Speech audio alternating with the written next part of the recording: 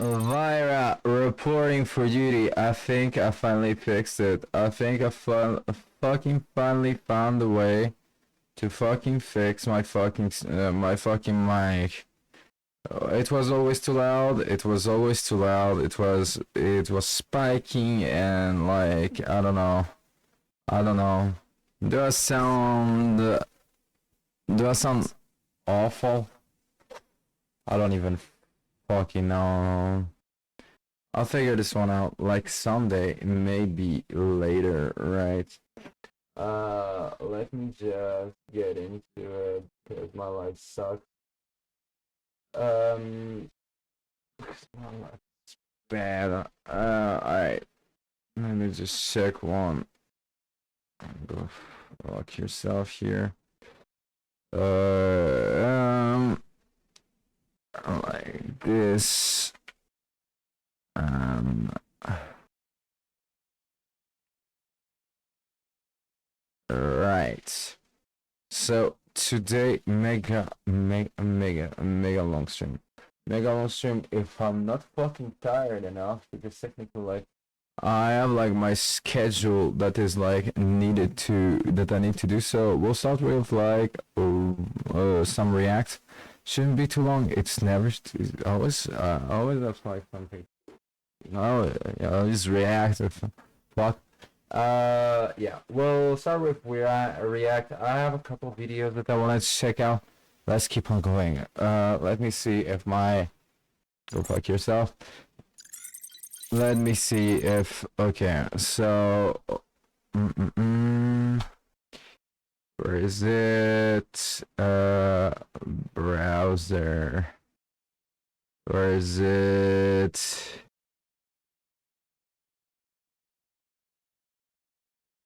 New tab. And new tab. Let's go. Okay, so first off, I wanted to check out the Peggy.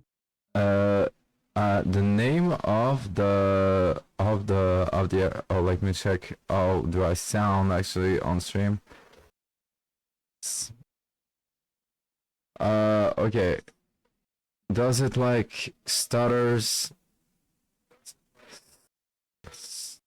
No, it's fine. Okay. Yeah. I found another strange trailer. Like the name of the fucking thing is Stranger Than Heaven. Let's check it out. Like, because I love YouTube ads. Go fuck yourself. Oh my fucking god! Can you fuck off? Can you fuck off? I love YouTube ads. Like my other fucking tab, it doesn't have any ad block, stem blocker. Okay, this is a new one. Like, go fuck your. Okay, I'm not using. I'm not.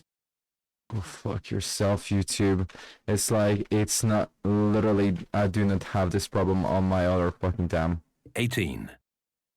So let's do this like. Let's do this like this, incognito. Peggy 8. Peggy 18. Okay.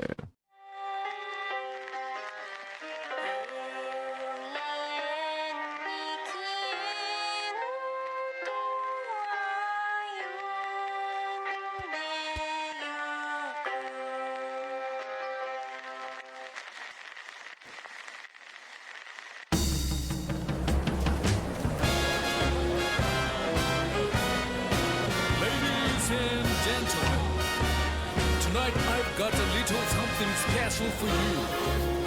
We're gonna try out a brand new tune.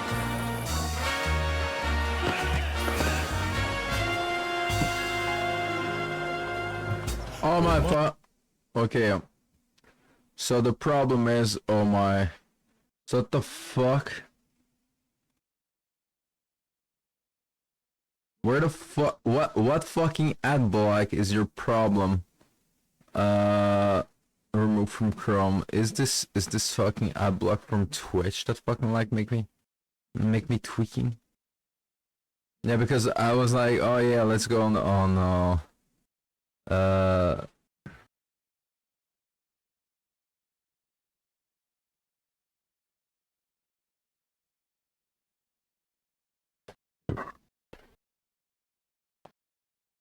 whitelist this side. Maybe this one. Peggy Yeah, 8. yay!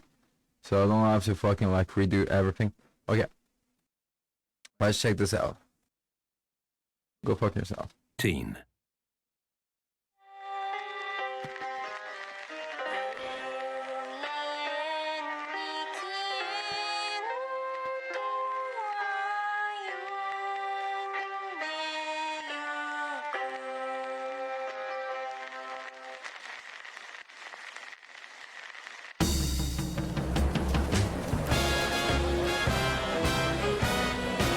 Ladies and gentlemen, tonight I've got a little something special for you. We're gonna try out a brand new tool.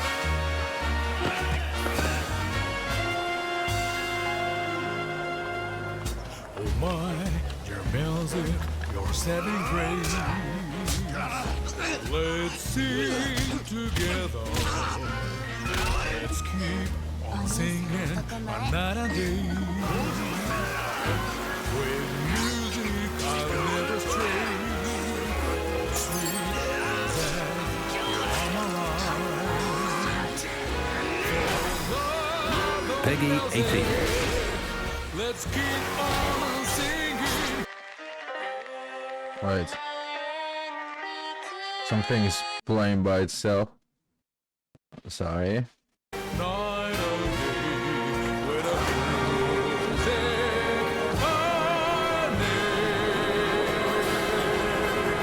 honey, stray.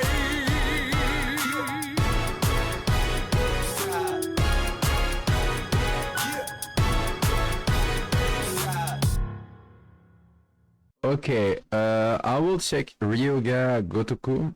Okay, I will check who the fuck Ryuga Gotoku. I think it makes me Ryuga Gotoku. Okay, so Toradora gave me depression. And Oh I my liked it. There fuck- are two types of anime. Oh First my type ends in fucking a God. complete closure. The story My- has come full circle. my fucking like stream, like I removed one fucking I hate everything.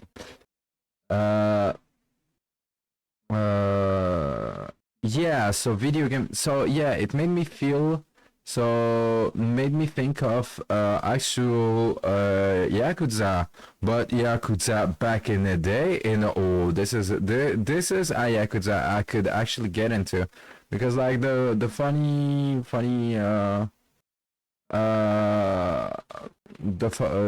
the funny part of like Yakuza is something interesting, but like if they make it like historical and stuff, because like they have like a lot of like stuff that is just like really just interesting when it comes to, well, a lot of things. So yeah, like this is actually interesting, like especially so yeah.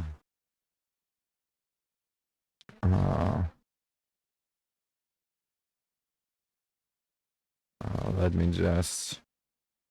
Little something special for you. We're gonna try out a brand new tool. Yeah, no, it's really it seems very cool. Okay, next song we have. Well, this was the only trailer. I know this is like editing trailer is fucking stupid. Blizzard Like- has cancelled numerous games throughout its history. Like it's fucking stupid. Like it's easy, but it's fucking stupid and takes so fucking long. Anyway, let's get back to the World of Warcraft world. Like, okay, so are you fucking joking? Thank you. Blizzard has cancelled numerous games throughout its history, literally dozens of projects dedicated to the Warcraft universe. Some were axed during conceptual stages, while others were very close to release yet never saw the light of day. At one point, developers even considered creating World of Warcraft 2.0, which seems particularly surprising in hindsight. So, today, I want to discuss all the cancelled projects set within the Warcraft universe. First off, let's establish that cancelling projects isn't inherently bad, and I don't think Blizzard should be criticized for it. Any major company constantly experiments, develops concepts, and invests in expanding its popular universes. What looks good on paper doesn't always translate well in practice. So, let's begin our journey through the cancelled Warcraft projects with Warcraft Legends. One could say this game became an early prototype for the well-known Warcraft 3. At the time, Blizzard's popularity was surging, and the second Warcraft game had been a success. The developers tried to venture into something new. In Warcraft Legends, instead of building bases, managing economies, and training workers like in traditional real-time strategy games, the player would focus entirely on a hero and a small army. The camera was intended to be fixed behind the hero in a third-person perspective, base building would be absent, and characters would command small combat squads. With limited information available, my best guess is the overall concept would have resembled the Rexxar campaign from Warcraft 3. In that campaign, you also don't build structures or mine gold. Instead, you control a few heroes and a handful of additional units, completing various quests and objectives. Ultimately, the game was cancelled, and disagreements emerged within the development team. We don't have this information directly from Blizzard, unfortunately, but from other sources, including later journalistic investigations. This means the data might be skewed, or even somewhat biased. Based on these reports, Blizzard was hesitant to take risks, and leaned towards developing Warcraft 3 instead of Warcraft Legends. One of the key ideological drivers behind Warcraft Legends was Mike O'Brien, a prominent figure who had worked on many important company projects. Reportedly, several employees, including figures like Chris Metzen, asked a company co-founder to remove Mike O'Brien from the project. O'Brien allegedly perceived this as a profound betrayal. Not long after, he and several other employees made the decision to leave Blizzard. Together, they went on to found their own gaming company, ArenaNet, which would later become renowned for its popular MMO, Guild Wars. While O'Brien's removal from the Warcraft Legends project was a significant catalyst, the reasons for these talented individuals' departure were likely deeper, with each having accumulated various grievances over time. However, that's a story for another discussion. Okay, it's just one thing. Can you believe that, like, there's a mobile game,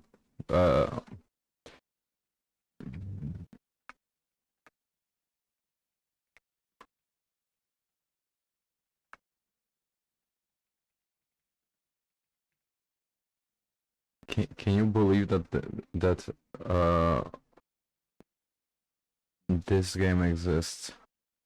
I just saying, Warcraft Rumble. Like, it's a mobile game with basically like it's basically Clash of Titans or whatever. Raid Shadow Legends. Oh, no, it's the other one with the turrets, right? Can you believe that this exists, like Warcraft Rumble? Actually, it doesn't seem to be that bad, but it's just like, god damn. I mean, it makes money and, but like, damn. Anyway, let's keep on going. In any case, the Warcraft Legends project was ultimately cancelled, its core ideas beginning to evolve into what would become Warcraft 3.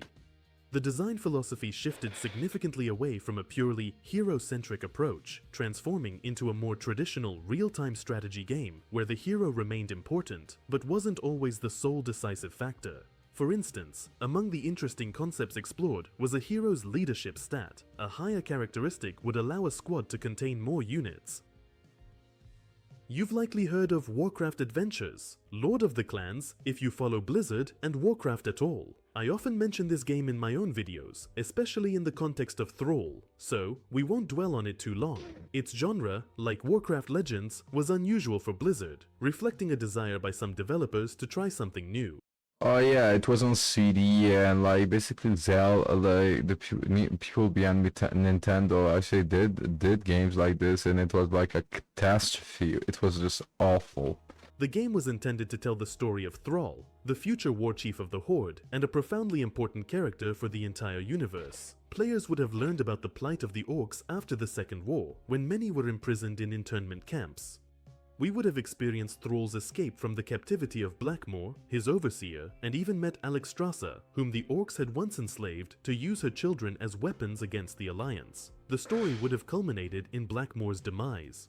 Unfortunately, the developers ultimately decided the game was in Fortunately. You meant fortunately. poor condition and shouldn't be released, fearing it could harm Blizzard's reputation. However, in my opinion, nothing truly terrible would have happened. In Warcraft 3, we meet Thrall as a seemingly random character who has already managed to lead a portion of the orcs. Warcraft Adventures would have provided crucial and, in my view, quite interesting backstory. Even now, looking back, the game reveals fascinating little details that fill in gaps in the lore. For instance, Durotan's axe, which was originally intended to be Thrall's weapon, was inexplicably replaced with another in Warcraft 3. We would have encountered a host of intriguing characters, such as Drekthar, a prominent figure of the Frostwolf clan, and Zul'jin, who influenced the trolls joining the orcs during the Second War. We might even have learned more about the fate of the fallen kingdom of Alterac. This kingdom was devastated for its betrayal in the Second War, and it featured in the background of Warcraft Adventures. Let me just check real quick if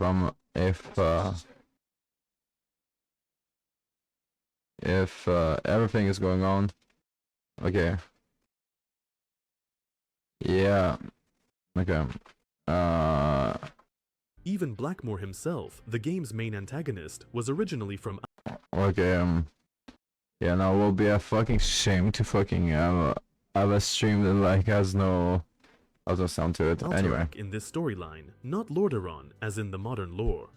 Overall, reviewing gameplay footages and contemporary discussions, I don't see much negative public reaction. On the contrary, many fans would likely have been thrilled if the game had been released in its time, but alas, what's done is done.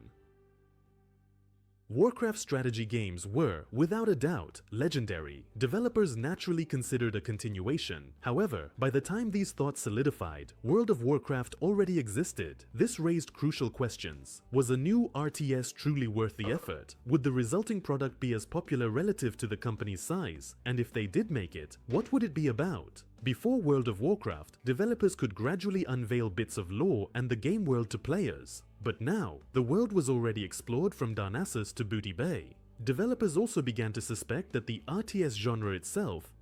So I'll just like to tell you the story. Like, I grew up with World of Warcraft as my childhood game, and you see this image?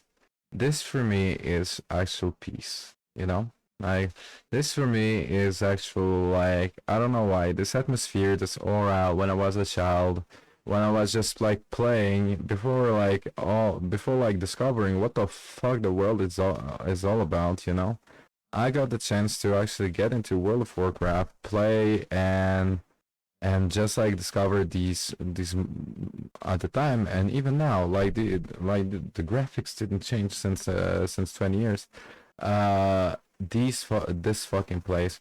And I get to tell you that this is a lifesaver when it comes to discover later on life what the fuck is life about. I will tell you quite kindly that like life is not for me, and life is just especially with new generation, is not for a lot of people. And to be fair, I'm so glad, I'm so thankful of Blizzard. For you, it's probably your own game, you know, but like that I got to experience this and walk these planes, you know, rather than fucking like be stuck in my home and never experience what fantasy is like, what dreaming is like, and what could have been, what should have been, what could be maybe, or some philosophical nonsense that I won't explain, right? But this was for me, this was for me, my savior, my beacon of hope, and as well as my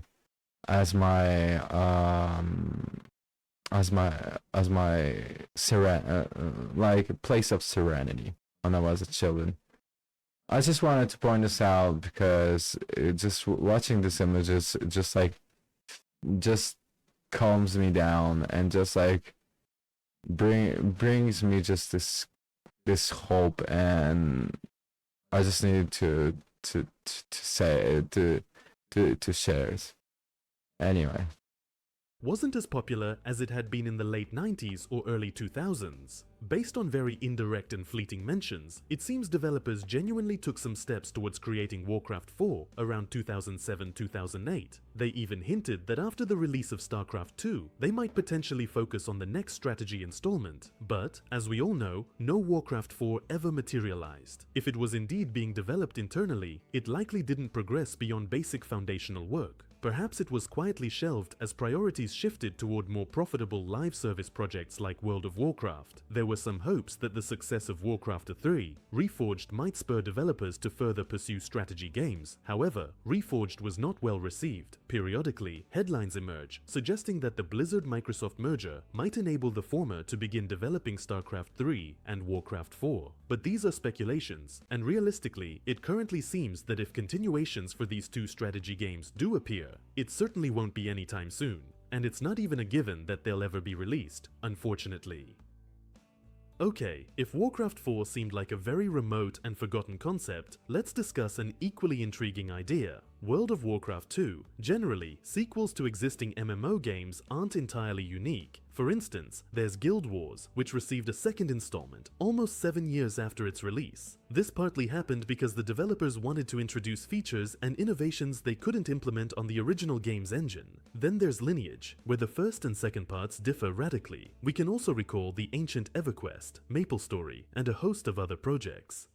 In 2014, But the reality is that like the engine that Blizzard actually worked on is well, from my understanding, is a really malleable engine, meaning that like World of Warcraft looked good back in the day, and the style that they adopted is something that does not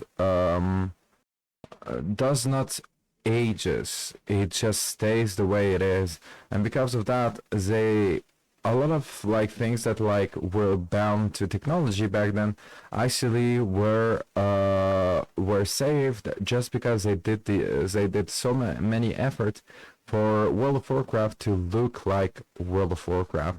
And this is what's really fascinating, where it's like, you don't understand, but like as a retail player, I play on a game engine that is 20 years old, and it doesn't fucking frustrates me. It doesn't fucking like it doesn't creates like, it's not a problem to me and to many players, even people playing World of Warcraft Classic.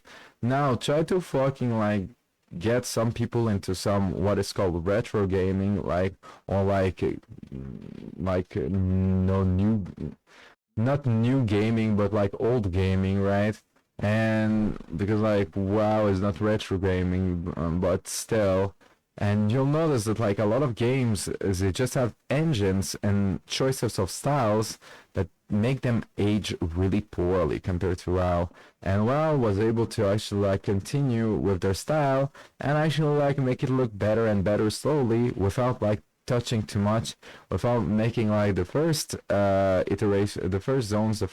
iterations look completely awful. A gaming publication managed to interview Tom Chilton, who was World of Warcraft's game director at the time. The publication asked, like, for example, so this is, it writes, so this is like an Unreal Engine, if the developer Unreal Engine Orgrimmar, right? Do you see how like compared to like WoW, it's like dry and really sad in a way? And well, the thing is, like, try to update this, because it's not like cartoonish enough, it's not like colorful enough, it's not fantasy enough, right? Try to fucking update this for like 10 years, and you'll notice that like it will fucking like make people mad, because just because it is too aggressive, but not I don't know. Not just like accessible enough. you know? Like, I don't know which word to say, but like, this is too aggressive as a style. It does not allow for you to fucking work on it for 10 years and for it to look good.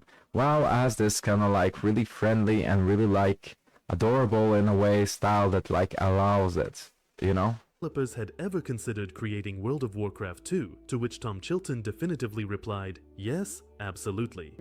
Moreover, he revealed they had been discussing it internally for over 10 years. However, at that point, the prospect seemed very You can literally see it here, where like the color, the pastels, like the everything is like not as like fucking like aggressive, and it allows for more creativity, but it allows also for like the fact that it doesn't age, you know, that you can actually like manipulate and slowly upgrade your game engine to a certain point where like it becomes like so much like really more beautiful or really more interesting.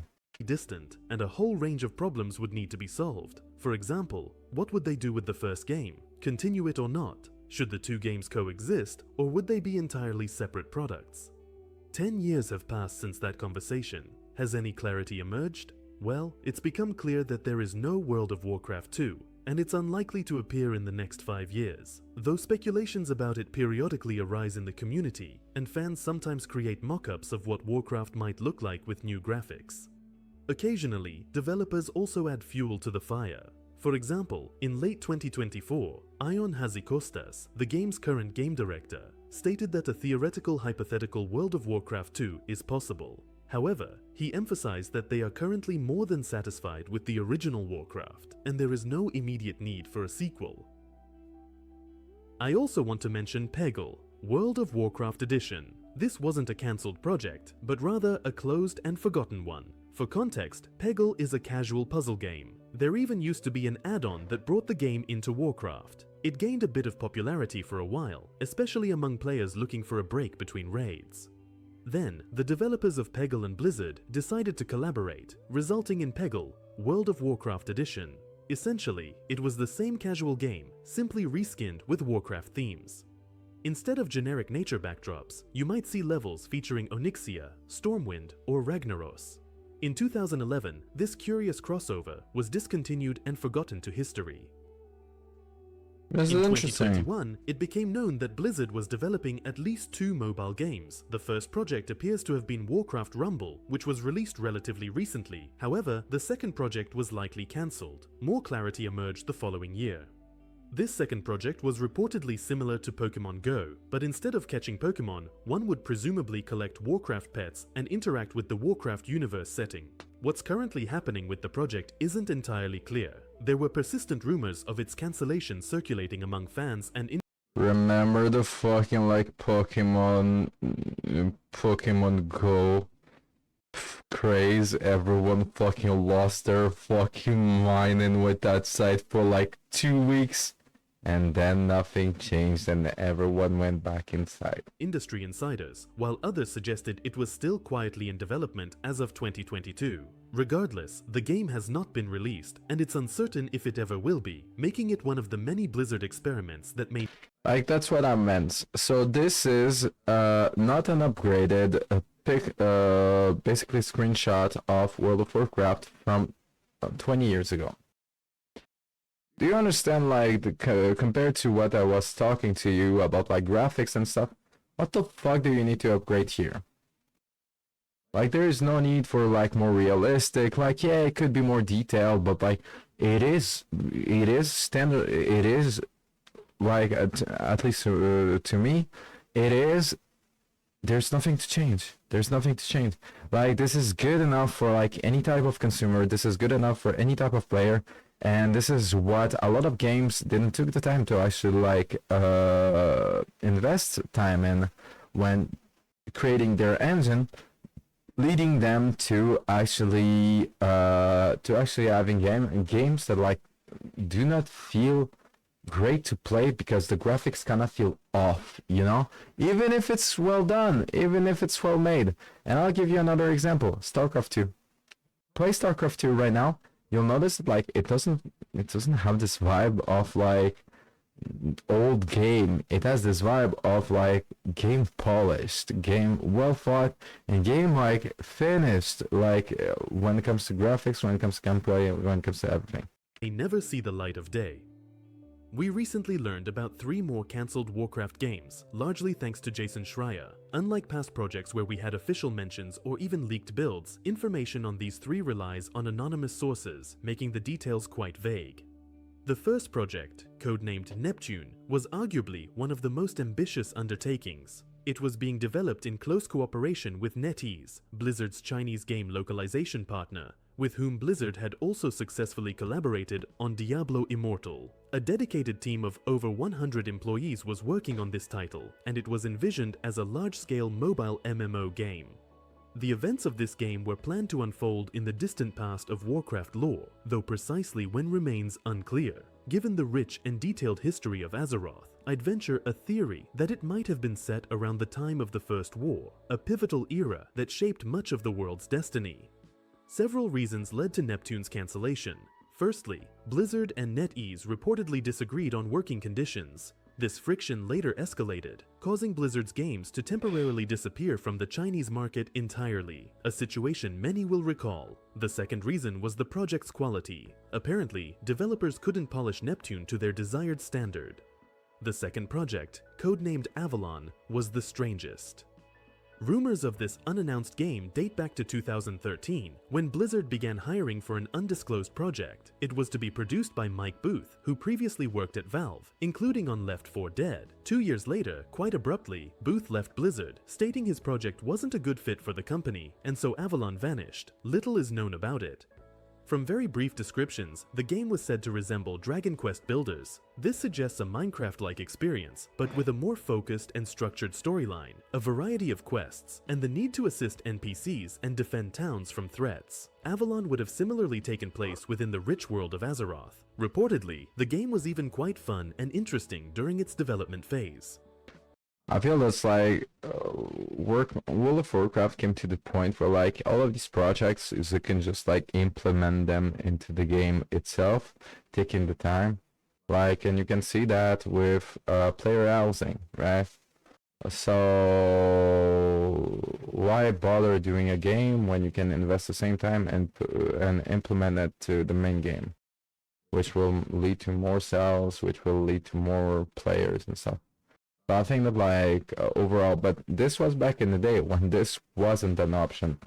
Like nowadays, this is why you will not see any other project around like World of Warcraft other than the continuation, thankfully. Finally, the last project, Andromeda, remains almost entirely unknown to the public. It was purportedly similar to God of War in terms of gameplay and style, but with Thrall as the main protagonist. Perhaps it was envisioned as a new interpretation or spiritual successor to the cancelled Warcraft adventures, albeit set in a different time and place within the Warcraft universe.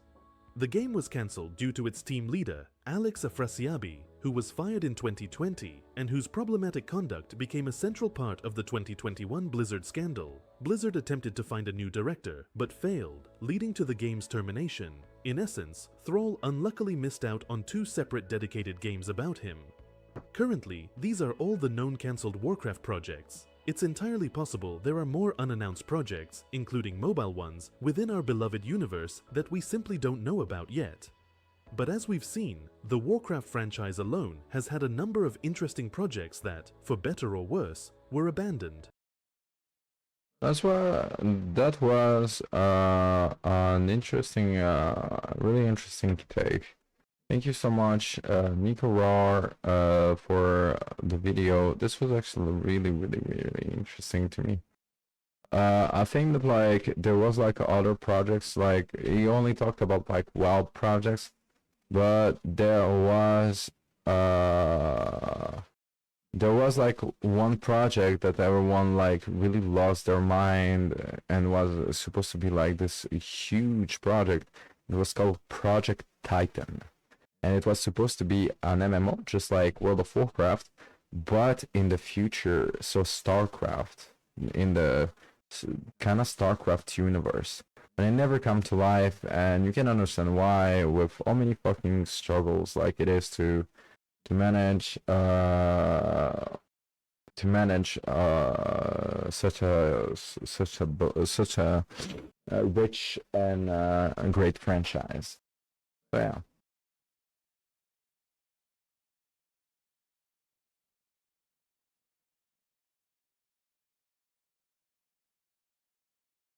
Next on we have let me check again that like I don't sound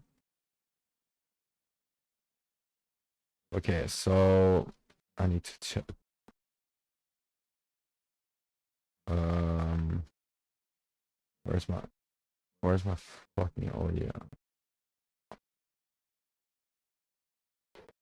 Noise gate, noise suppress. If I do this, I don't sound. If I remove it, I have the same voice. Okay, it was a it was a noise gate. Okay, and let me. I sound like a little robotic, you know.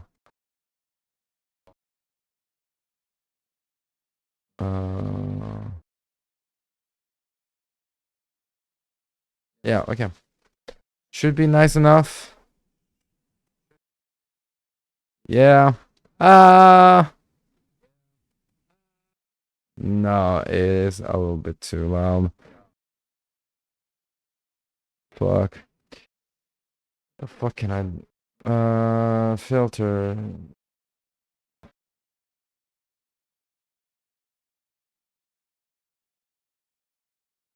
Noise suppressor. Compressor. Like this.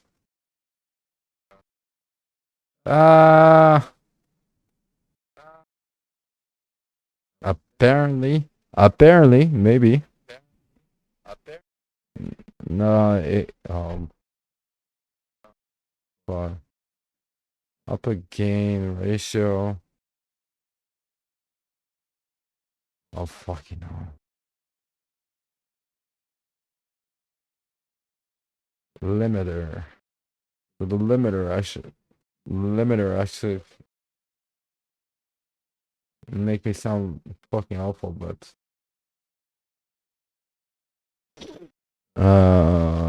I guess I'll like this.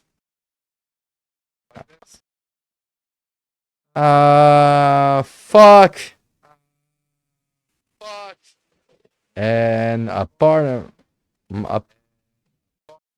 a part of my fucking like of my microphone headset is just like fuck. Okay. So like this. Okay. Well, fuck. Okay, this should be good enough.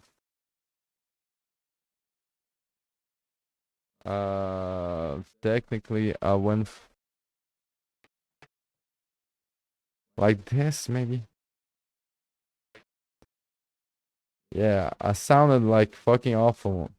Fuck. Fuck.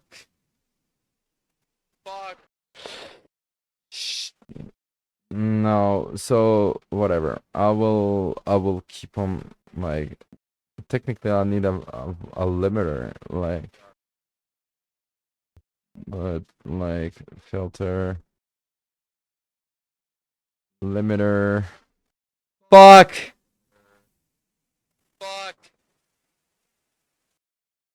Okay. And like this. Fuck. It should be enough. It should be enough. Like it's just so there is no like fucking it doesn't matter. Who cares? So we were saying, okay, so this is actually an interesting one. Something I really wanted to see. This is a relic lost in time. Like on this one, when I found this, if you're an OG, if you're a veteran, you will love what I found.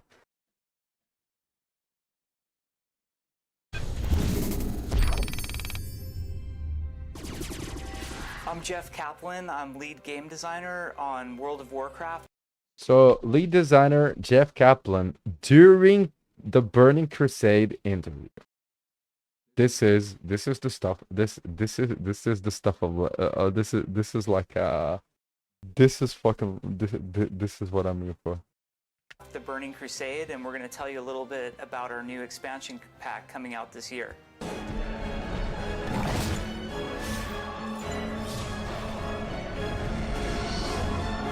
The Burning Crusade is actually going to cater to both playstyles, people who have been playing WoW since it released in 2004 of November, and brand new players. So the new players will have 2 new races to play.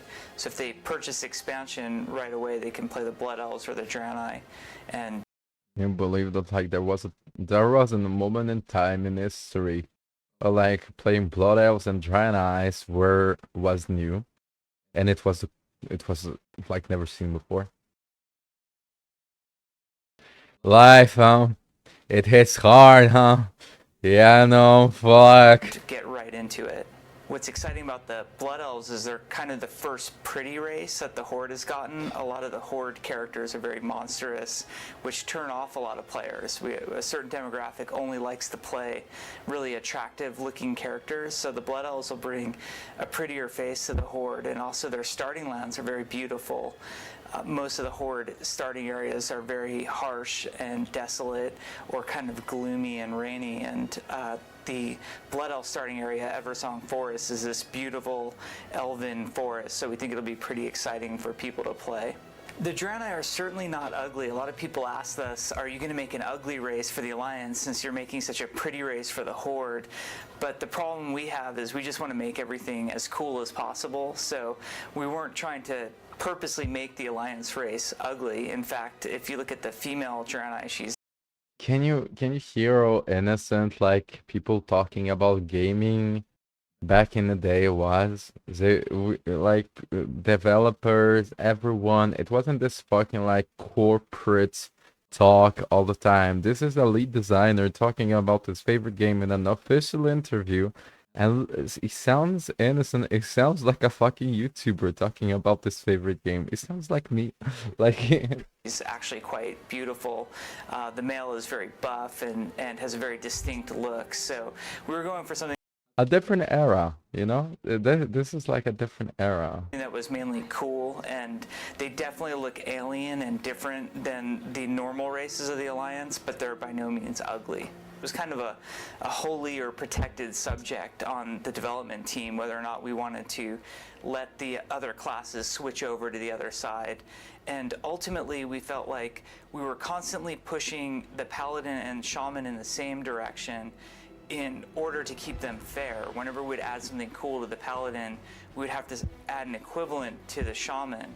And the way World of Warcraft class design works, each class has extremely distinct and unique abilities and sort of mechanics supporting. Remember when like the Alliance didn't add Bloodlust, so fuck you.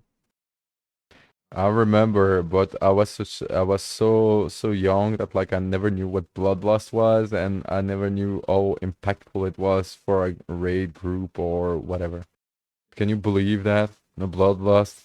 It's like play Alliance, no Bloodlust. Fuck you. In that class. So we had 2 conflicting design philosophies going on, and we were more interested in making the Shaman and Paladin distinct from each other rather than we will and you can see, look at the pictures. We'd have to Look, all these drawings became monsters and creatures and that we can interact with during the Burning Crusade. Can you believe that? Shaman. And the way World of Warcraft class design All of works, them. each class has extremely distinct and unique abilities and sort of mechanics supporting that class. So we had two conflicting design philosophies going on, and we were more interested in making the shaman and paladin distinct from each other rather than constantly having to play a game of fairness. So we feel like now that we've crossed over onto the other alliances, we have the design freedom to push the classes in any direction we want. One of the most exciting things about the expansion is the chance to open up new areas. World of Warcraft takes place in the Warcraft universe, which has existed for a number of years. Blizzard's been making Warcraft games for over a decade now. But what'll be exciting for WoW players is the fact that they'll have all these new lands to adventure in. So a lot of Outland looks very desolate and ripped apart. You'll see a lot of pieces of rock floating off into the twisting nether, but we've also had some areas of the new continent that are pristine and beautiful, because we realize players don't like constantly playing in that oppressive feel of a desert environment or a harsh environment. So we really try to mix up the scenery that players get to see. The new quests span the whole range of gameplay. We have a lot of quests that are just fun, what we call bread and butter quests, where players can go out and solo or group with one other person and complete a number of quests in one night. We also have quests that are more group oriented, so if you want to get 5 other people together and do some more challenging content like a dungeon or something like that, you can do that as well. There are actually huge changes to PvP in this expansion, and that's something that I'm pretty excited to talk about. We felt like our initial implementation of the PvP system was pretty good, but it had some inherent flaws.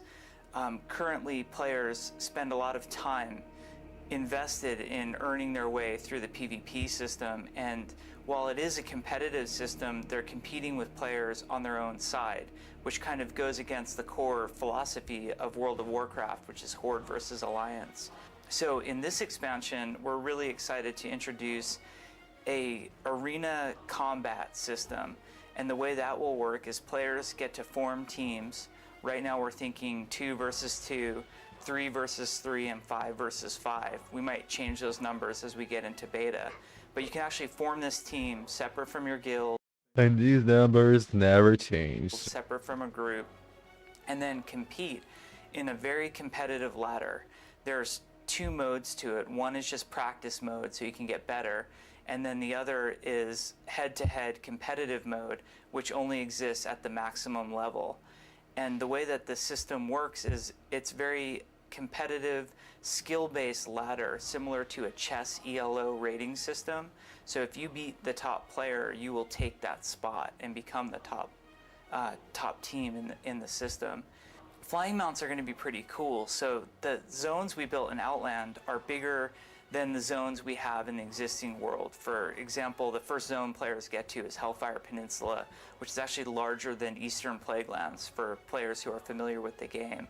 In order to expedite travel around these lands, we're introducing flying mounts. The only drawback to these babies is they don't have cup holders, which are very similar to our Griffin and Wyverns that fly around the world in the existing game. Only players have complete control over these mounts, and they can fly anywhere they want in the game. It also afforded us some interesting design decisions where we could create content that's only accessible by flying mounts. So we have a dungeon called Tempest Keep and a zone called Netherstorm that's sort of broken apart bits of floating rock and these flying islands, and you can only get to the dungeon via flying mount. So we feel like this will be a really cool new addition to the game. Obtaining a flying mount is still under debate. We think it's going to involve some sort of monetary cost, hopefully nothing unreasonable, but we'd like to involve a quest as well, so players really feel like they earn it, so it becomes that special moment and they can sort of show it off and feel like they've accomplished something.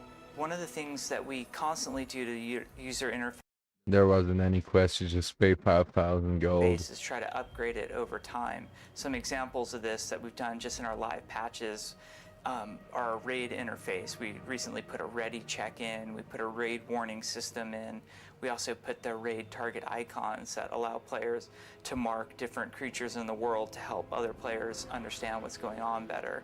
So one of the big things that we're planning for the expansion is a looking for group tool. We feel like the game needs improved looking for group functionality to help players just find each other in our massive game world. So that's a pretty exciting one that's coming down the pipe.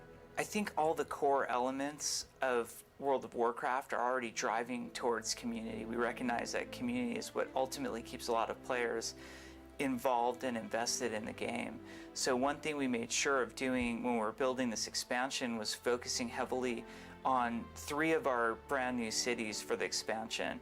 You've got Silvermoon City for the Blood Elves, Where the fuck goes to Silvermoon City?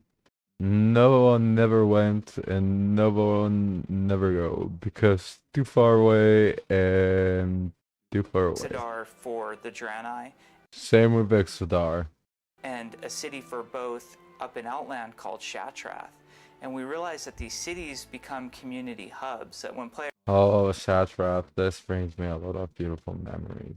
players aren't actively involved in adventuring in the game, they like to go to the city just to socialize, to show off what their characters look like. They dance emote with each other, they chat, they trade, they auction house, they do all those things that are more community oriented.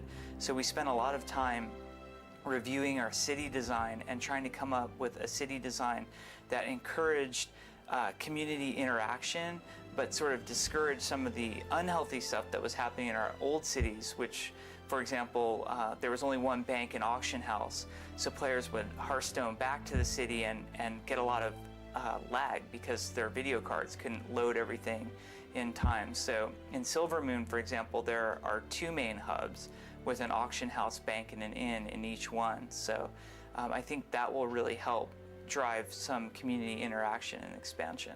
People who don't buy the expansion will still be able to keep playing like they always have. They will not be able to progress past level 60, so they'll still be capped there. But they'll be able to see Blood Elves and Draenei, just not travel to their areas. Also, there are certain things that we refer to as portable items, such as hunter pets that they've tamed in Outland, or items. Players who do not purchase the expansion will be able to buy Outland items from the auction house from players who have purchased the expansion. It's now a pretty big production. We shipped the game with about 40 or 50 developers, and now we're up to 100. So we feel like we've learned how to make WoW really well, and we realize we need even more people to do it better. This was an interview. Like, this is wow. This is like really interesting because like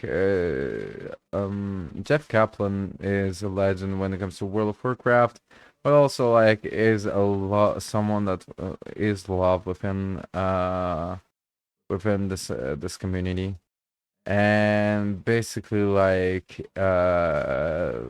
people actually like well, people actually like fucking just like it was like just this captured moment, this captured era that I really like.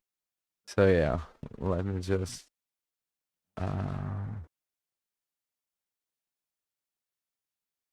Greeting.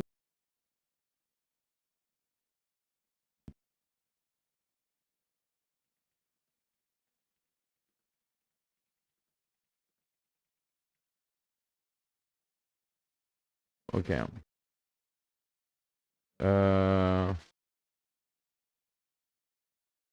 One can Okay, so yeah. So anyway.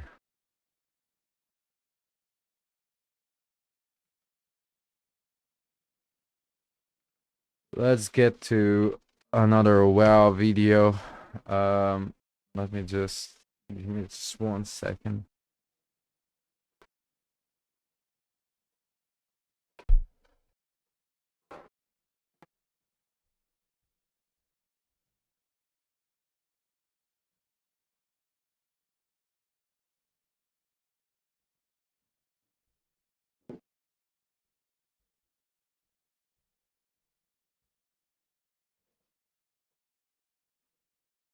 One can criticize the forum crazies who come up with plot theories for a long time.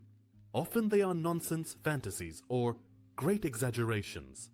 However, there were theories that turned out to be true over time. It is precisely about such fan theories that I want to talk Let me about today. just check. Namely, how players unraveled the mystery of the crystal from which Vanilla's most legendary sword was forged. How players predicted Arthas's plan in the final battle of the Wrath of the Lich King. And how people tried to calculate the next moves of the ancient god's forces. The Lich King Arthas is the main villain of the second expansion to World of Warcraft. Arthas. He became evil during the Third War and in the Wrath of the Lich King. The protagonists launched a campaign to kill this antagonist once and for all. However, we know that Arthas did not intend to lose the war and fought to the victory. Check this out. This is the fucking AI translated to Arthas. Arthas the Lich King. It is Arthas. It is me, Arthas the Lich King. Very end. It's stupid. He was confident that his plan would work.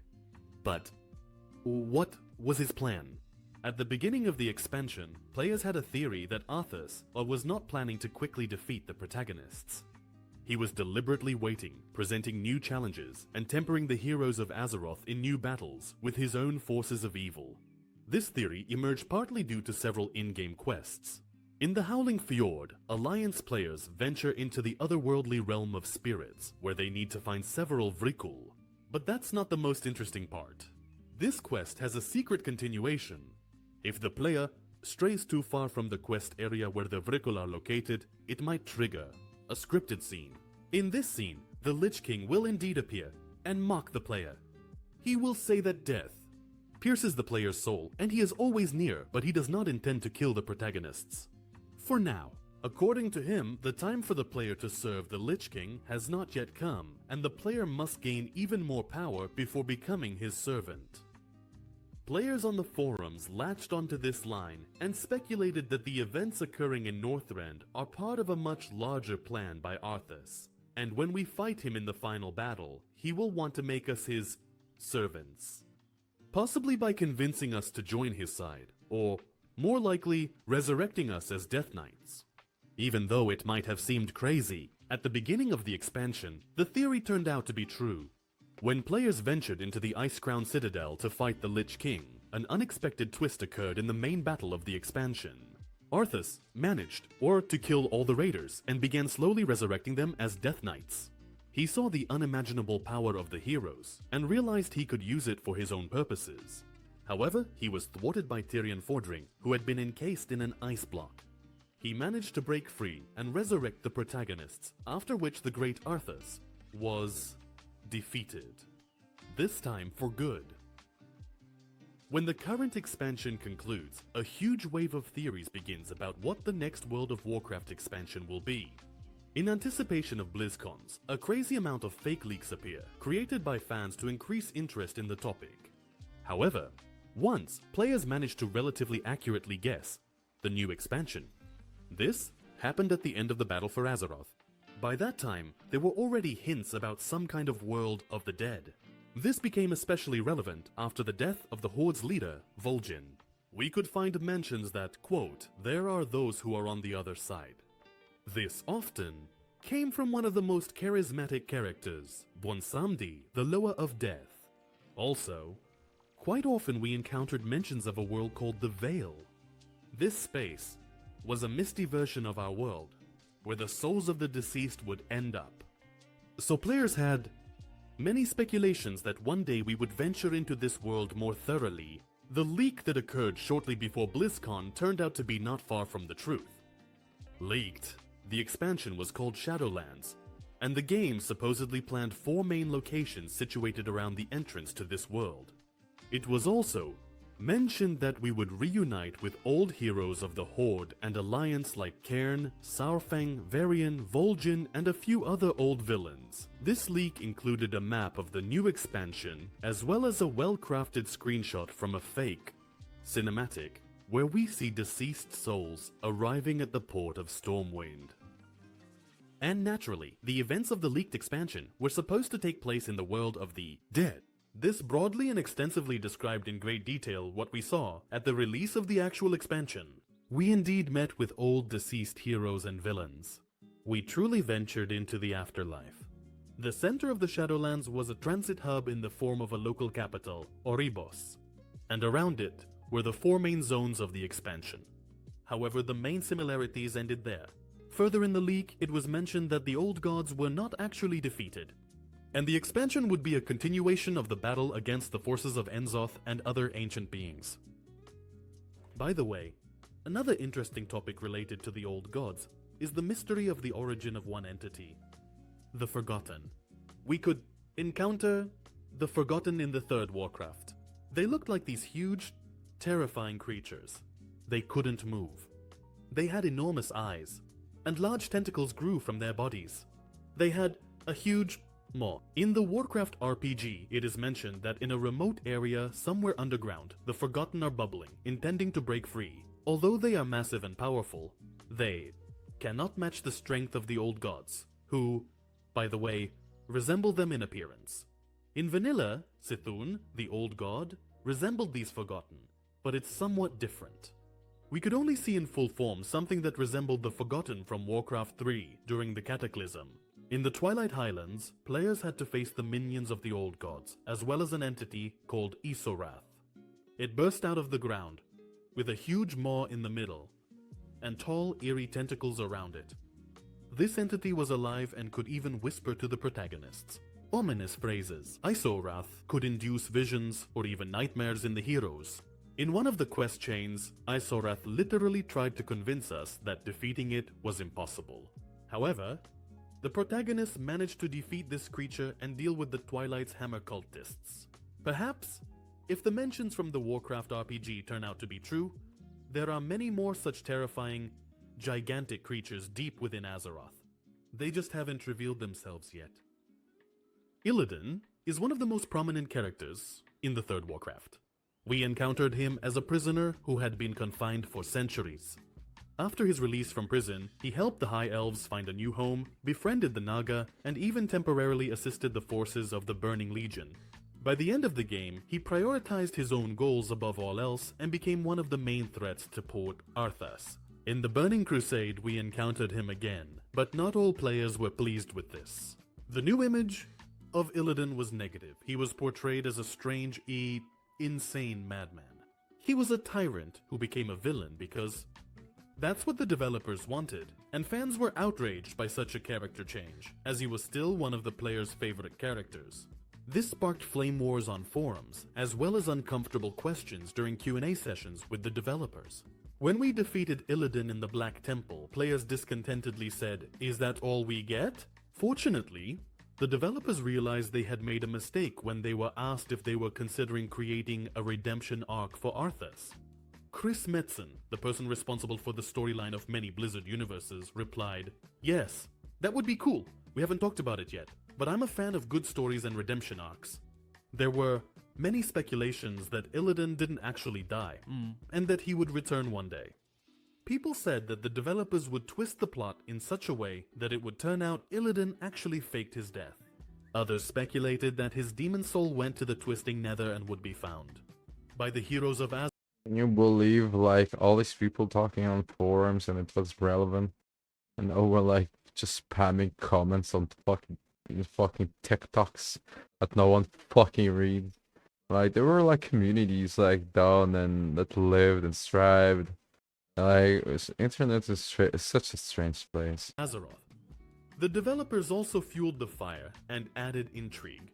Once a fan at a Q&A panel at BlizzCon asked what happened to the bodies of Illidan and Arthas after their deaths. The developers, in the context of Illidan, said that it is quite likely they will bring him back, and what happened to his body will play a significant role in this. And that's exactly what happened. Only after 5 expansions did Illidan first appear in World of Warcraft. In Legion, the developers decided to slightly alter the ending of the battle at the Black Temple. Illidan did not die as it was shown to us. In reality, his body was taken to a crypt where his soul was meant to endure for eternity, to suffer torment in captivity. But Gul'dan from the alternate Draenor managed to cross into our world and abduct the body of this antagonist to use it against his enemies.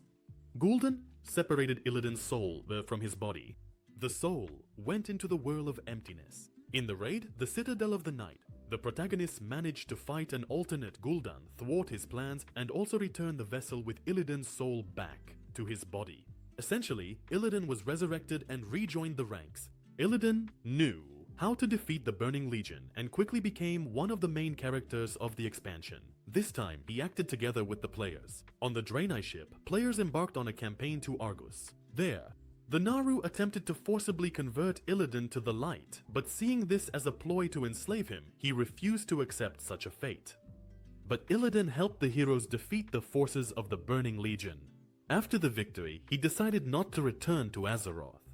He said that a hunter without a hunt is indeed insignificant. After that, Illidan ultimately decided to become the jailer of his very own arch-enemy Sargeras. Before saying goodbye, he left a message for his Malfurion and Tyrande. Most likely, the developers left Illidan as another card to be played in future expansions. Just like after the Burning Crusade, there are even more speculations that one day Illidan will return and once again become an important plot character. On the forums, you can find many theories about how his return might happen and whether this idea is good overall. For now, we can only get distant hints that this return might happen in one of the expansions. The Warcraft Saga's The Last Titan, where we are set to face the return of the Titans to Azeroth and uncover some ancient conspiracy. And this is closely intertwined with the ending of Illidan's storyline, who remained with the Pantheon of the Jailers. The Ashbringer is the most famous weapon of the original Warcraft. I have already talked several times on the channel about how players tried to find the legendary version of this item and what secrets the developers left behind. But today, I would like to talk about something else. About how this legendary sword might have come to be. Briefly, according to the story, Alexandros Mograine discovered a mysterious crystal on the body of a dead orc during the Second War. This crystal seemed powerful and threatening to him. It was dark. Mograine kept this shard a secret for many years until the Scourge invaded the land of humans. It was then that he decided to reveal the information to his comrades, Crystal. They attempted to destroy it, but instead they changed its state from dark to the purest embodiment of light. And this could be quite an effective weapon against the undead. It was decided to make a sword out of this purified crystal. The forged weapon turned out to be very effective. With the sword, Mograine killed thousands of Scourge minions. However, he was betrayed by his own son and fell in battle. Mograine was resurrected as a Death Knight and his weapon was desecrated. Only in this form could we obtain it before the Legion's release. Okay, the main question was the following. What was this crystal? Where did it come from with some random orc? After all, it was clearly not a random stone from Draenor. For many years, there has been a popular theory that this crystal is part of the Naru, a race of mysterious energy beings. This could explain where the sword's great power comes from, and how this power could affect members of the Scourge. There are 3 Naru who are claimed to be the progenitors of the Ashbringer. All of them, in one way or another, ended up on Draenor at some point. They are Kor, and Kara. The likely candidate is Kor. He was the one who first made contact with the Draenei, communicating with them through a special crystal. When Kore and 2 other Naru were on the Eredar ship, one of the Naru was injured and turned into a creature of the Void. It engaged in battle with the other Naru. Kore was thrown from the ship, landed on the ground, and, among the orcs, became known as the Dark Star. The orcs began to gravitate towards the place where the ship had crashed and where Koor was located. Some orcs even started to study dark magic and explore the powers of the Void. Over time, the holy power of Kore began to fade, and in place of the light's power came an all-consuming void that devoured souls. Although Kor is a likely candidate for the role of that piece of crystal found by Mograine, the developers have not given us a definitive answer about the true origin of the sword. Were there hints? That's interesting that the crystal of the Ashbringer was actually coming from not an organ, not an organ, but like a limb, a part of the limb of Naru, Like, this is dark, but Narus are something else in the Warcraft universe. There are deities to not fucking laugh about, you know? So this is Yes, interesting. there were, and there were enough of them, but there are no specific indications. This topic was also actively discussed on forums. The fact that the incinerator was a weapon, second in popularity only to the Frostmourne, only fueled the fire of forum speculations. In 2013, Mickey Nielsen, who was involved in writing a book of stories for World of Warcraft, said he planned to reveal this ancient secret. He said that the crystal was indeed forged from Dak Naru. However, there were no further publications explaining how the crystal ended up in the hands of that orc. And a couple of years later, Mickey Nielsen left Blizzard. Alas. So this secret remains unrevealed for now. Well, that's basically it. This was really great. Thank you, Nico Raw, for this video. I actually learned stuff. Now I need to do a strange exercise called the quality of my stream is quite questionable, and I found a way to actually test out what the fuck you're hearing, because audio quality is actually quite important. So I'm actually going on my phone real quick, and I'll show you. Like, I'll actually need to do some acapellas, some to fucking where is it? Mm-hmm.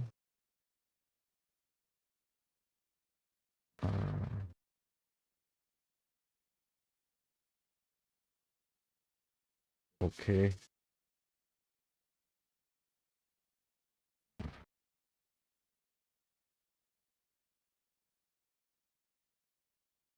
Here. Twitch.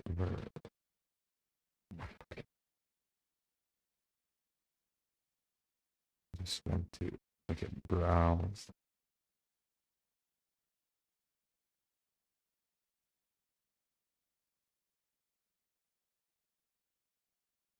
Okay. So,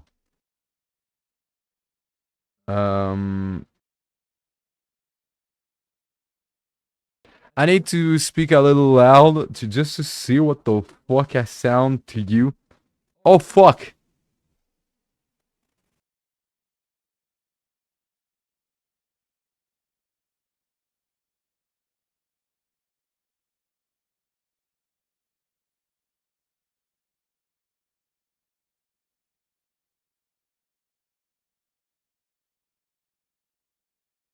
Things are fucking over.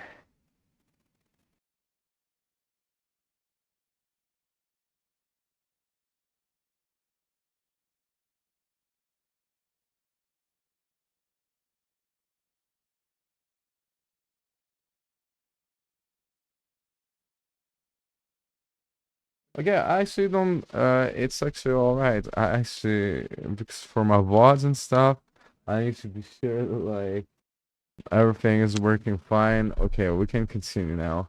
So, next on we have something called I have one, two, yeah. Okay, we've got something let's check this out. Maybe it will help me in life. I doubt it. Be yourself. Mm.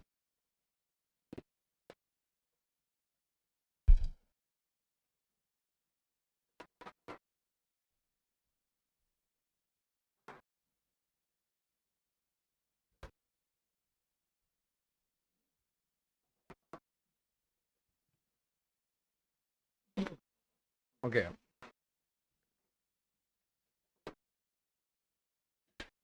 Why you should be yourself even if you hate it. Welcome to the world world of entertainment and content creation, where people can just sense if you're not yourself, and usually the people who are successful, they're the people who actually gave up on not being themselves. To explain more easily, when it comes to artistry, no matter what art you do, if you're not completely yourself, usually you will live in some sort of limbo, and you will never get to be who you want to be. Where when it comes to being yourself, there's a point like where you will lose a lot. It will cost you a lot to be yourself. Maybe social relationships, maybe part of yourselves, maybe some of your own, like some things that you thought were you. But the payoff is that you get to hate yourself just like the old way, just like you did. But at least you know that you are truly yourself, and that you're not like faking it for anyone else, or that you not trying to fucking please something or someone, you know? Yourself is advice you've probably heard hundreds of times. Be yourself is advice you've probably heard hundreds of times. It gets said time and again because it makes people feel good. It's advice that reassures you to not be afraid. The world will love you as you are. But what if that's not true? What if being yourself doesn't feel good? What if it actually feels terrible? There's not really any advice about that, right? The advice just starts and ends with be yourself. And they make it sound so easy. It's crazy because I feel like the value of authenticity is actually at an all-time high right now. People seem to have stopped flexing all over social media. Like when I look at my YouTube homepage, I see people who are just sitting in their room talking to their camera and getting a lot of engagement. But I'm sure there's people who go out there and be themselves and everything still sucks. In fact, it probably feels worse. What happens when you reflect about who you actually are and all you notice are the flaws, fears, and weaknesses you wish weren't there? No one talks about that part. No one tells you that being yourself doesn't always feel good. Instead, we're told to focus on the positives, to love ourselves no matter what. You listen to the advice, and now you have to face all the parts of yourself that you'd rather ignore. The parts that make you feel lazy, insecure, or awkward. It's a tough realization, and it's easy to stop there and shrug and tell yourself, well, I guess this is just who I am. But in my mind, that's not self-acceptance. That's settling for less than what you're capable of. I think the truth is, being yourself, even when you hate it, is only the first step to becoming your best self. I realized this personally when I started to reflect on parts of myself that I didn't really want to admit were true. For the longest time, I thought I just wasn't good at connecting with people. I'd show up to college and work events, and I would make small talk and laugh at the right moments, but afterward, I would feel drained, and I wouldn't really make any friends. I told myself it was because I was introverted, or because I just didn't click with people. But over time, I realized that wasn't the whole story. It wasn't the socializing that exhausted me. It was the fact that I was holding back. I was keeping people at an arm's length away. I kept everything light and surface level because I wasn't sure what would happen if I let my guard down. What if I shared something personal and they judged me? What if they didn't care? That fear kept me from being open with others and from building the deeper connections I actually wanted. It wasn't until I started admitting that fear to myself, that fear of vulnerability, that things began to change. Just being myself meant accepting that I was someone who avoided emotional risks because I didn't want to be hurt. And yeah, those realizations didn't feel good. It showed me exactly how far I was from the person I wanted to be. But once I acknowledged them, I could start asking myself why I felt that way. Why did I think vulnerability was a bad idea? Why did Yeah, vulnerability is actually something that like people like, if you don't have the strength to actually be vulnerable in public, like to other people, then I'm sad for you. I really emphasize with you because it takes a lot to be vulnerable all the time. But offering yourself to be vulnerable all the time so is a way to free yourself of everything. Because basically you do not hide being allowing yourself to be vulnerable all the time is basically never lying ever again to anyone or anything and to yourself. But what it means is that like you do not fucking get the fucking chance to fucking not being judged. You do not get the fucking chance to uh to kind of like hide your flaws, hide your past, or stuff like that. But in the quest of being yourself, this is the great thing, at least for me, that I've ever done. Like, I don't give a fuck who the fuck you are. I don't give a fuck what you think of me. I don't give a fuck what people think of me. I don't give a fuck what the fucking sky think of me, right? And but at the same time, I I don't lie about who I am at any time, you know? I've been like a fucked up person. Uh, I've been like really fucking like awful to people. Not that much, but like, like it was people that I cared about. And but when I meet someone, I do not have this, this kind of like secretive part of me that I hide to someone. I just don't have people that can like mostly handle this, handle all this. But once you if you have the strength to be vulnerable all the time, it and to never lie about yourself, well, you will feel freer, and you will also never be surrounded by people. You will never stumble upon the same situation of being surrounded by people you don't know, or by people you actually discover that you don't like. Because basically, by being vulnerable, it allows you to actually like being like honest about everything. Will make it so like basically the good people will stay, the bad people will actually be really visible, people that don't care, people that are there just because you're a side option, etc., etc., etc. And so if you get the chance to be vulnerable, be and completely honest with everything and everyone, try to be. If you don't have this sense, good luck on your journey, because this is really like, it must be difficult to be scared of others and to know that like you cannot tell them to fuck off, and you cannot and just don't have like the strength to just like the strength to show the world how beautiful you are. Didn't I want to let people in? And as I worked through those questions, something changed. I started sharing more small, honest parts of myself. Some people pulled away, but then others really appreciated it, and they stuck around to become great friends. When you're honest with yourself, your strengths, your flaws, your tendencies, you stop avoiding what you actually are. Avoiding vulnerability and keeping my guard up, it was undeniably a part of who I was. But just because I was those things didn't mean they had to be a part of me forever.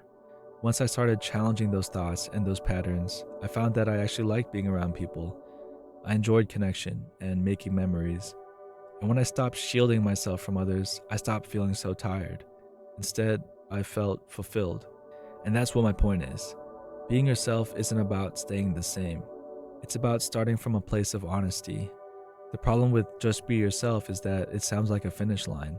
Like once you're yourself, everything's good and you're done. But Nah, it's actually the beginning.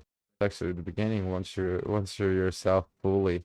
Or like there is like a big difference between saying I am myself and fucking being yourself all the time. And you can notice like with people like me, there are like other like content creators and stuff that are like, for example, this person probably is himself, but is probably like shy at natural, like I can tell you that like I do not give a fuck. Like I had like a troubled life enough for me to not actually care anymore and it's been a while, and you kind of notice that like there's a big difference between being yourself or telling yourself that you're being yourself. And once you reach this point, it is the starting point, and this is where the magic happens. Well, like everything just connects, and like you start like actually your journey. But it is a journey of filth, and it is a journey of grudges and betrayal, and there's a lot of like, you will suffer so much being yourself. It will be worth it, for sure.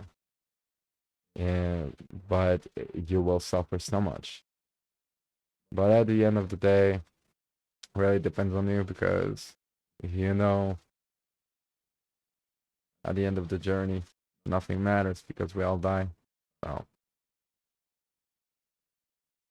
enjoy your ride, enjoy your journey, however you prefer. You know. But that's not how it works. Being yourself means confronting some hard truths. For some people, being yourself might mean admitting you're afraid of trying because failing feels too painful.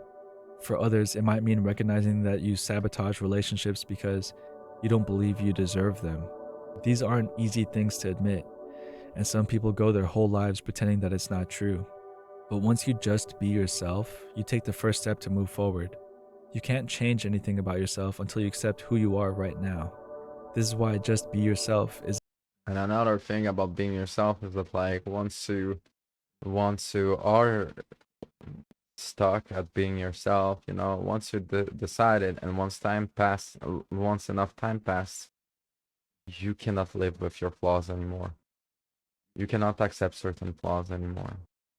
And this is one of the harshest part, where it's like, yeah, you'll have to fucking deal with every problems that you told yourself, forget about it. I can live with that. You'll have to fucking deal with every single fucking like unleft problems, unfixed problems, un abandoned issues and everything. But is it worth it? You feel so free after that. You just walk around like a god, you know? And it's not in an egocentrical way or anything. You feel like a rock star, because you don't care about the fucking judgment of others. And if there is like a judgment of others, like, it's just a different life, you know? It's just a different life. And to be honest, but at the same time, it's such an awful fucking process to do. And a lot of people are just like too innocent or too shy, or do not have like the knowledge or the support or the energy to fucking do that. But once you fucking do, man, like, yeah, you feel like a god next to other people, because like you feel like a divinity, you know, because you cannot you're not searching anymore. You're not like trying to fucking like get the validation of anyone, or like you try to not get the try to fucking search for like a certain person. You know that like life is, you know that like you are carrying yourself, and that like do not depend on people anymore. And it's just a different way to be. And like the reality of it also is that like you will notice how much other people are not themselves. And this is actually one of the most torturing part of it, is that you'll notice that like, so you do all this personal journey of being yourself, and then you're yourself. You fucking did it, champion. You did it, friend. You got to fucking be who you are, right? And then you fucking go outside, or fucking like try to meet up with people, and you notice that they're not themselves. They lie to you all the time about who they are, about who they want to be, about who they try to be, etc., etc., etc. And this is such torture, because like, as much as the fucking people that criticize you and hate you like are is something, you realize how lonely you are in this fucking world, because like people are just like chasing, like they're chasing like illusions and chasing hallucinations, that are like chasing and living in delusions. And you're like, hey, is there someone there? Like, and you realize that there is, but there They try to fucking prove something. They try to fucking like lie about something. They try to fucking like, and it's just like fly. And this is a moment where like you'll feel really fucking lonely, because finding other people that are as free as you know. Well, I didn't. I'll tell you that. I didn't. Maybe I will. Maybe I will. But I really fucking didn't, and I really fucking searched for it. So yeah. Anyway, but at least I'm not like living surrounded by people like just like feeling uncomfortable for some reason, feeling like unfulfilled for a reason that I did not understood at the time. Like the trade-off, the exchange is worth it, even if it means that like that that life is fucking like difficult on me, you know. Isn't enough. Acceptance isn't about saying, this is just who I am and I'll never change. It's about looking at yourself honestly, flaws and all, and saying, this is where I'm starting. Think of it like trying to get a higher rank in a game like League or Marvel Rivals. You can't get better until you know where you stand. If you want to climb ranks but you keep losing winnable games, it's easy to blame your own teammates or call it bad luck. But if you really want to improve, the first step would be to look at your own gameplay and ask, what am I doing wrong? Maybe you need to train more in aim lab, or you need to practice your communication. Maybe you just need to understand more about the game. It's not fun to admit that you're making mistakes. It's not fun to be yourself when yourself, in this case, is a garbage player. Yeah, this is exactly the type of mentality that like you first adopt. I'm at the mentality where it's like not only I think that, but also think how can I win the game, knowing fully that like I do everything that I can to improve, knowing that I need to carry others to victory. You get me? Like 1v9. I don't know if you know the term 1v9, where it's like you don't blame anyone in the team. You know that you fucking like that like you take the blame for everyone all the time, and you tell yourself, with me taking the blame of everyone, pretending that everyone is actually playing perfectly, that it's always my fault, that I need to improve. How do I improve? Even though it's not true, because like it's past blaming others, and it's past telling yourself that I need to improve personally. No. It's kind of sadistical, but like and masochistic, but like you tell yourself, no, I am always the problem, and if I am great enough, I can always win. No matter what. And it comes at the cost of lying about like others, because basically you see others as perfect companions, players, mates, and everything. But it makes you a greater person overall, and it makes it challenging for me, at least for me. And where like you don't tell yourself it's the fault of someone else now, because you could have actually like done better, so this someone else would have succeeded.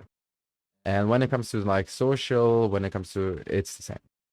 It's like I just act as if like if something bad happens, it's because of me. If something bad happened in the fucking reality, it's because of me.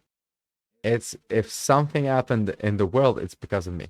And because of that, I need to improve so it doesn't happen again. Or so I succeed, and or if I try to succeed with someone, I succeed with with the person I try to succeed with. Basically, like this is the next level, but like this next level is like for like for fucked up people like me, technically. Like, But if you don't face those truths, you might be hard stuck forever. Self-honesty is like reviewing your matches. It's taking a hard look at your choices and patterns and saying, this is where I'm at, and I'm figuring out where to improve. And as you put in the work, little by little, you'll start to climb. There's still a ton of work to be done after you admit, But there's one thing that like there's one thing that I keep following the philosophy and what I just said about like improving yourself, etc.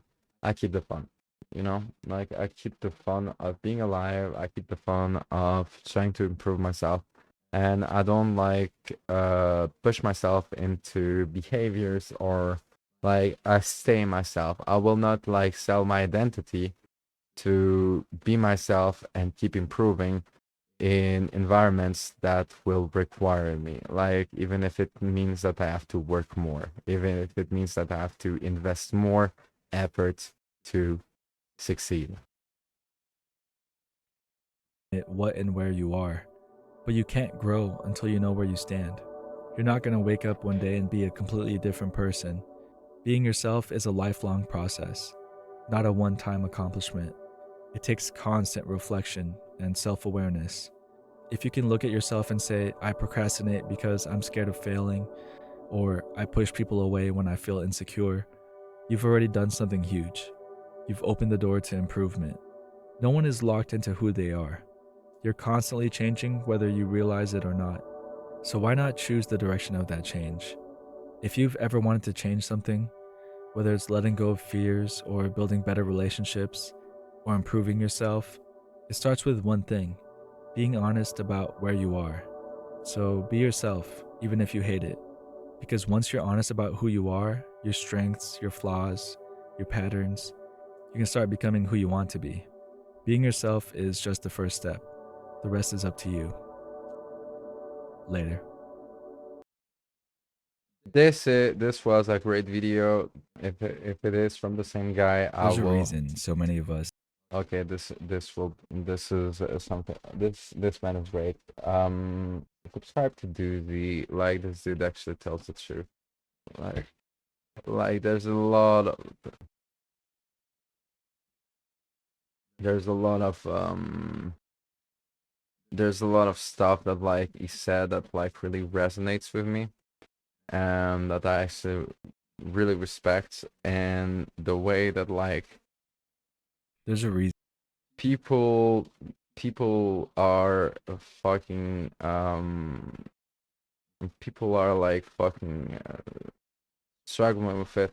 I'll just tell you this one harsh truth, and I'm sorry to tell you that, but like this is the real harsh truth that like as a content creator, as someone who I did concerts, I was in a rock band, I had many girlfriends, I searched in many places, like I talked to billions thousands of people, okay, like I'm not like the person who never fucking got out of his home, fucking like discover something, you know.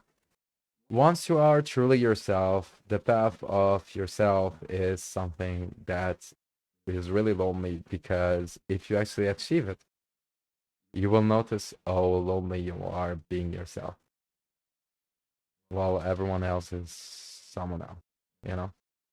And you will talk to someone and you'll be in front of them and be like, hey, my name is Vye, what's going on, you know? And you'll notice that like this person is not there. They they don't they are into like, doesn't mean that they're a bad person, it doesn't mean like they're still searching themselves, but like there is like a real difference when you are like fully yourself all the time, and you don't have like this scare of what if someone understand this about me, what if someone no, because like the reality is that like your secrets, no one gives a fuck about the people that love you. Your past, no one gives a fuck about the people who love you and hate you, right? And basically like I will I will actually like tell you this quite kindly. Like once you are like fully yourself, like you will never fucking you will you will feel a loneliness that you never felt before, and you better be ready. But this is such a hard path. This is such a fucking like difficult path to engage in, that like if you get there after fucking like after hearing from me, well, you will not be able to say that I didn't tell you. Good luck. Anyway. All right. I'll be right back.